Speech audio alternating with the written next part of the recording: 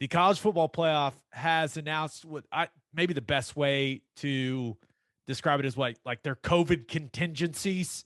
I don't know the guidelines, and they are something. So if you haven't heard about this, this is how this is working. So this year, the Orange Bowl and the Cotton Bowl are the semifinals. So the college football playoff put these guidelines out there. And so in those semifinals, if one team can't play and the other can, the team that can't play forfeits and the other team advances to the national championship game, which, common sense. Okay. That makes sense. I'm not a huge fan of it, but okay. But there's more. If both teams in a semifinal can't play, then the other semifinal just becomes the national title game somehow. So, for example, if Michigan and Georgia both have some big time COVID issues, then Bama Cincinnati becomes the national title game somehow. So there's more. If three teams can't play and there's only one team that is healthy enough to go for the semifinals, they apparently just get named national champion. And I think the last thing they put out there was, if the semifinals go smoothly and we do get a national championship game set, the game can be pushed like no later than January 14th. If a team who won a semifinal and is about to play for the national title can't go by then, if they don't have enough guys to go by then they forfeit the national championship game. And this is where the one where I read it, I was like, this has to be a misprint. There's no way. If both teams that win the semifinal and are playing the national championship game, if they both have COVID issues and they can't get a team together by January 14th, then no national champion will be named for the season. What? Did I break that down? Was that right? I think I got everything right. You broke it down perfectly. You hit all of the pieces. You laid it out there, very easy to understand. But here's the thing. None of that's going to happen. Agreed. You're not going to have two teams in the same semifinal not play because of COVID.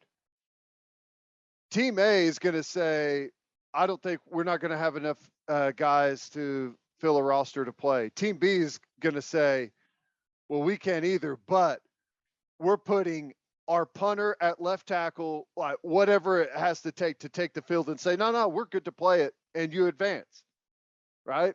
That's all you have to do is say, we're good to play it, and you advance. There's no way that these teams are going to say we're bowing out.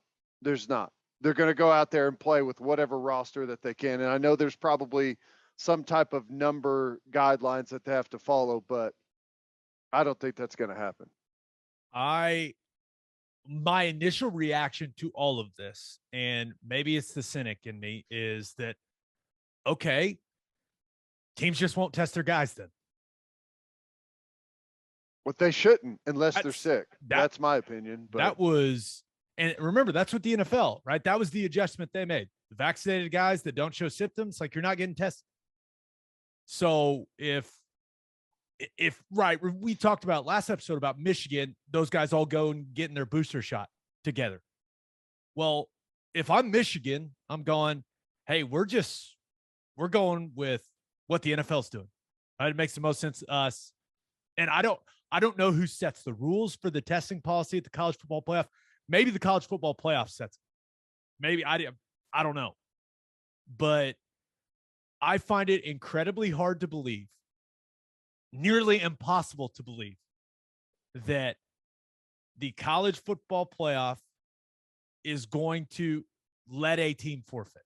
Like, it's just, this is the biggest. I mean, it's the three biggest. So the two semifinals and the championship game, they're the three biggest games in the sport.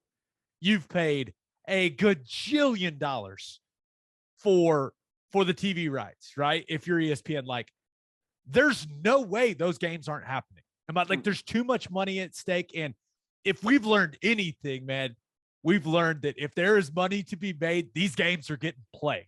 Like there's no doubt. And the one that bothers me, it's like, I understand that there's a TV component to all of this, right? The business component to all of this. But if two teams win a semifinal and then something bad happens, like they got a bad outbreak, delay the game as long as you have to let those teams play for a national title. Setting the January 14th date, like, why? Why, like, to appease the city of Indianapolis? Like, go play it somewhere else. Like, and the only thing I could think of is there some type of rule about when the next semester starts or something like that? I don't know. That would be the only thing I could think of. I don't know why they would set an arbitrary date if there's no meaning. Make an exception. It's the national championship game. Yeah. That would happen. We find out all the time that these hard rules that we've got in place that we have to abide by can be changed instantly if they need to be, right? Yeah. Remember last season? And I feel like we know a lot more about what's going on now than we knew last year. Does everyone, did we just forget that BYU and Coastal Carolina put together a game in like 2 days? Like, well, Rutgers is going to play Wake Forest right now. I mean, it can be done. They can figure it out. I don't think it's going to happen.